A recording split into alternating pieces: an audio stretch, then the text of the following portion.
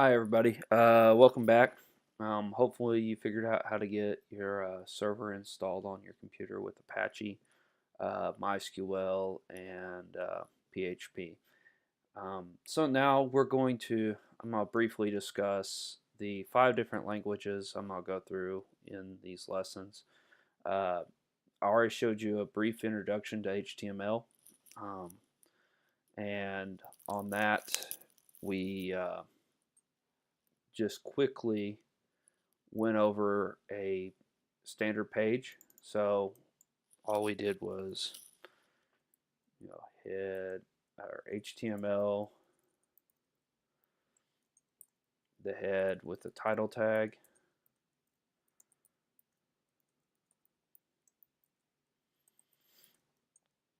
and we closed the head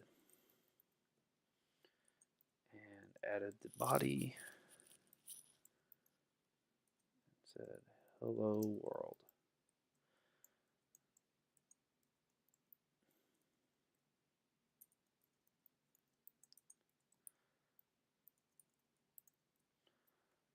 All right, and so what you get here is you get your hello world, you get your title up in the tab area, and so that is basically HTML in a very short nutshell. Like I explained earlier, it's just a text file formatted in a way that the browsers can read, and HTML stands for Hypertext Markup Language.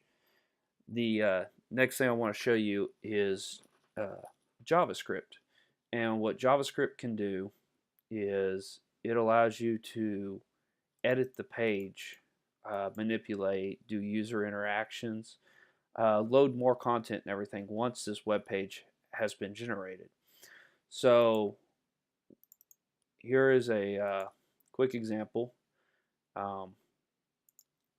Just HTML, and it's just real quick. It's kind of funny because I was goofing around here, but you click it, has a message, it changes the message, changes the button, click it again, changes again, it just goes over and over again. And what that is it's a combination of what is called jQuery, which is a library to help you use JavaScript more effectively. JavaScript used to be one of the hardest languages for people to use, and so they developed JavaScript as a way to help users interact with it. And once they did, JavaScript blew up, and there's a lot more. You use it all the time on the web now. Very rarely does somebody have their JavaScript turned off. Um, when you go to Facebook or something like that and your posts don't load, it's normally because of JavaScript error or it didn't get a response from the server trying to load new content and stuff like that. But that's all running through JavaScript. So what I did here is there is a hosted library. You can have this on your server, but a lot of the JavaScripts and common libraries that people use across a whole bunch of websites, you use a hosted library like Google, and it helps speed up the page loads and everything else like that, and it saves you from having to go download the actual files and put them on your server. So all this is a reference to a Google server that has the jQuery file on there. If you copied this and went over to your browser and pasted it in, you would see the actual file. This is all the code that is running and helping us write a short amount of code to accomplish the task. So all we're doing here is it says once the document is ready, check to see if the button is clicked. If the button is clicked, see if it has a class on it, and if the class on is there. If it is, remove the class and change the text and change the message of the paragraph tag. So here's the button. So if this button was clicked, which is this button right here, when it is clicked, it's going to go through this process. First it says, does it have the class on? Well, currently if you inspect this, there is no class on. But so it falls into this second segment of that. So it goes into the else statement. The button is off or hasn't been turned on yet. And so we're going to do it now. So we're going to take this, whatever this is, which is the button, and we're going to add a class, and then we're going to change the HTML of that button. And then we're going to change the HTML of the paragraph tag, which is right here, which is this click the button to. And once you do that, and we click the button, if you look back down here, it has added the class on. It has changed the HTML on both those elements. So now, if we were to click that button again, it's going to fall into this first section where it has the class on, and next it's going to remove it, change the text again on the paragraph and the button. So that's all we're doing. And so that is JavaScript, just a quick example. And what it is used, just remember it's used to manipulate the HTML that is already on the page and load more content, do different interactions with the users. Next, I want to show you what is called CSS, and it is called cascading style sheets. And truthfully, you can move this to an external file. So normally you'd have a file over here named style.css or whatever you want to name it, and you'd link to it inside your page. So it shrinks down your actual page you're working on. But for this example, I just wanted to show you what this is. So we got the CSS, we still have our button, and I added a little bit more on this because I wanted an extra class added to tell whether the button was on or off. So we're going back through there, document is ready, the button is clicked, we're going to add the class on and remove the class off if it is there, and then change the text. We're also going to add a class off or remove a class off if the message has that class off. So first thing we do is we click it and we look into our code. We see that we have the on, so our button is now turned on. We have no class on this, but we've changed the message. And then if we click it again, you're going to see that we have the class off. We've also added the class off to this. So that's what this part does. Once it's turned on, it adds the class off and removes the class on, changes the HTML, and then on the paragraph it adds the class off. So we're manipulating this code right here. And because we're manipulating it, and we're checking it, we're determining what actions to take on it based on the values we've set. So if we click it again, it's going to fall back into that first category of turning it on and removing the classes off. So the whole point in adding those classes and doing that is for JavaScript to be able to determine what to do, but it also allows us to style and change the colors and the layout and everything else like that using CSS based on those classes. So what we've done here, you can obviously tell this is styled more than the previous example. And what we've done is I told the background to be gray. I added a container. So if you look down here in the code, what's different between this and the JavaScript example is there's a new wrapper around this. And it's a div tag. What a div tag is, it stands for division. It's just a helper tag. It's invisible, but it helps you to break up your page in a way so you can style it. Web pages are built in blocks. Basically, every single element you see on the web page is a block.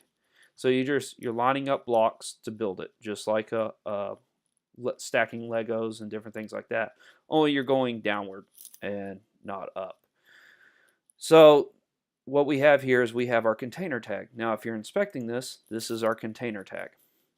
And what we've done with our styling, you can see our code right here, is also exhibited right here. So I've told it to be a width of 75%. There's supposed to be padding around it.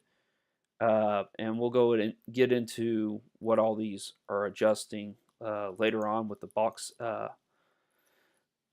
box model and everything else like that. And then we have a min height of 100% set, and then the margin auto. What this is doing when you tell it to margin auto, depending on the type of element, what other styles you have set, it centers it. So because this is a block element, margin auto centers this. So now we have a centered container that when we resize it, it's going to stay 75% of the screen and it's going to stay centered. So that's what we're doing here with the styling on that. On the message, right now we have a paragraph that has black text that's 28 size font and the font weight's normal. Now as we push the button, we're changing the color of it because now it's reading that off class that we have over here. So we have the off, makes it turn red, and it turns the font weight to bold. And this also takes effect on the button, changing the background to red and the color to white.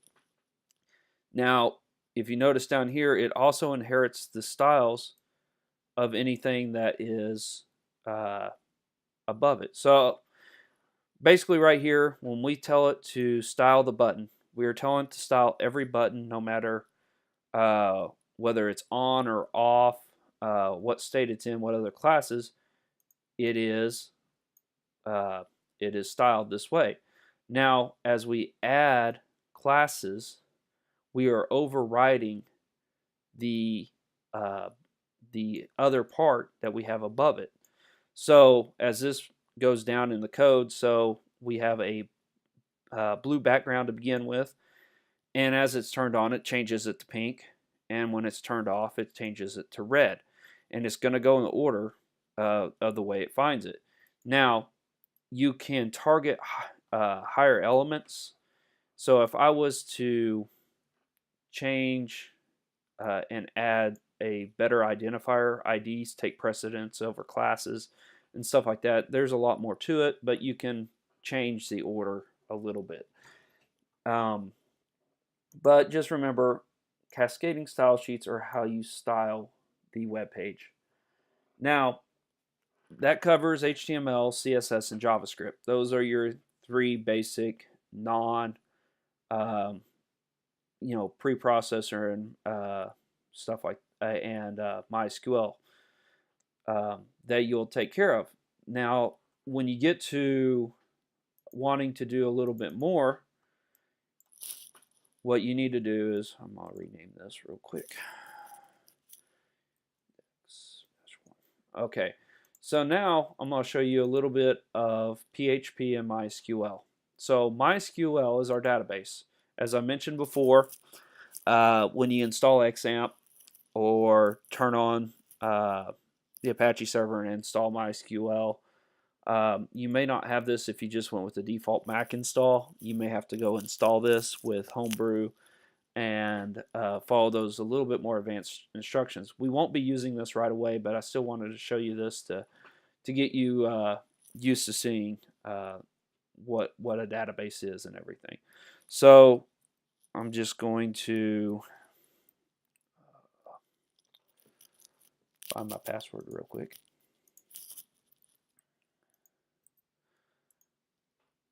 And what we have here is we have a user, and we have this user's database is called Sandbox. It's just a simple one. It has no tables found in it. We'll be able to create tables, and I'll show you that here in a second. But what a database is, it's just used to store information. It's used to store data, just like an Excel spreadsheet is a very simplistic way of looking at this. Now, you can't just directly, talk to this. You need a processor, something that's able to connect and understand this to get it out to the web page. And that's where PHP comes in. PHP stands for Pre-Hypertext Processor. Basically, it's saying it runs before HTML. It's a processor that runs before HTML. And so what it does is, before your HTML page is loaded, it does something. So what we're going to do here real quick, I'm going to take our hello world example, we're going to copy it, and we're going to go to our index .php, and we are going to paste this. I'm going to comment out all this stuff up here because I just want to show you that this will run the same HTML page as before. So we hit this, and now we just go back to the server, and it says hello world. It's actually reading from the index.php file because I moved the index file to index-1.html. So now we are working from this. This is a PHP file. So we save it, and we get that. Now, if I try to run, a pre-hypertext processor, what we're going to do is we can test our PHP, make sure it's executing, just say echo 1. All it's going to do is print on the screen a 1. So there we got our 1. So we know PHP is processing right now. Now, if I was to take and go back over to this example and say PHP echo 1 and close that tag, and then we try to run this. So if we went to and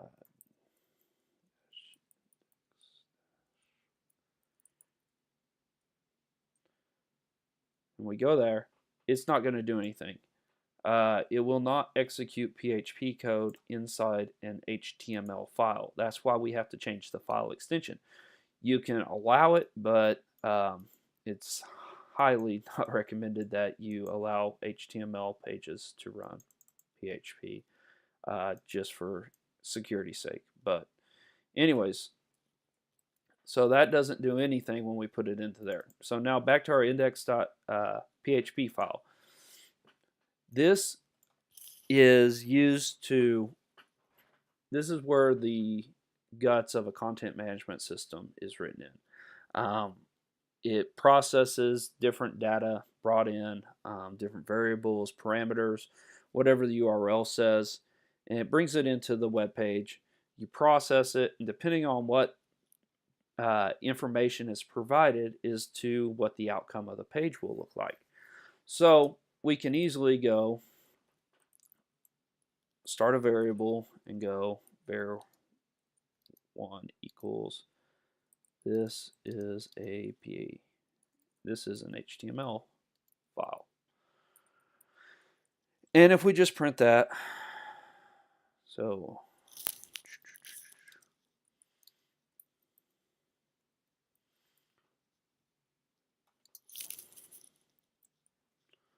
if we just print that and we go back to our HTML page, you get this is an HTML file. And based on a variable that we can set,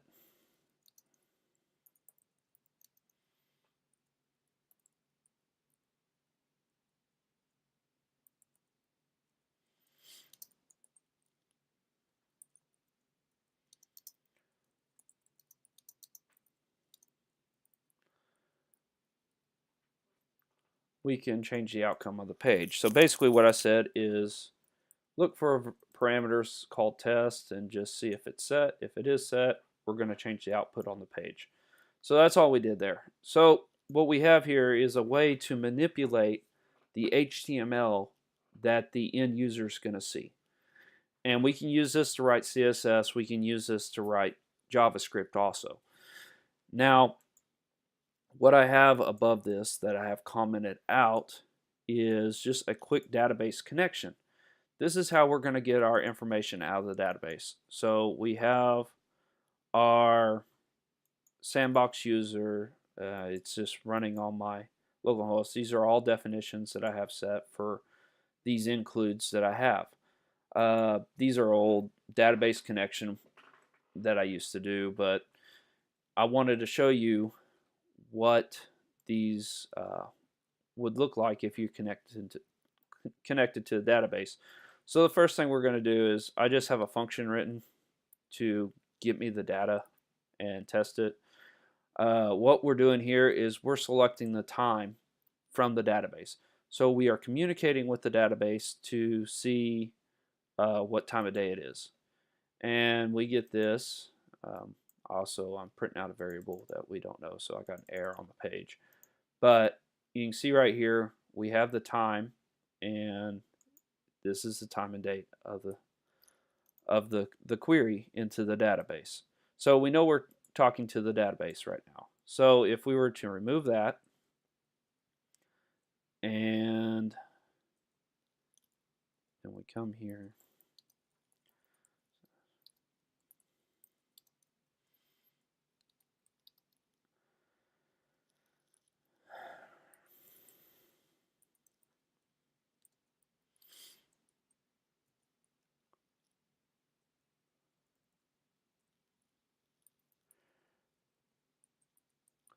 so what we're going to do now is we're telling it to find all the database tables that it finds in this database, and we're going to go through each one, and we're going to print out the record. So here, what did I mess up here? Oh, the reason nothing's printing out, so we got a blank page. Well, the reason nothing's printing out is because there are no tables in the database. If we were to print this variable out just to test it, we'd see that it has a 0 result. So now we go back over to this database I was telling you. It says no tables found in the database.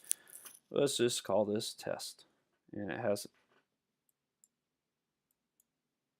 2 columns. You hit OK. We have an ID. We'll go through all of this later on. Okay, and we'll just call it name. And this is a character. Hit save. Oops.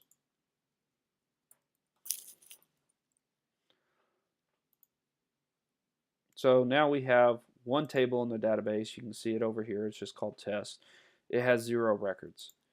Now if we were come over here, I got an array to string conversion, but we have tables in sandbox equals test. So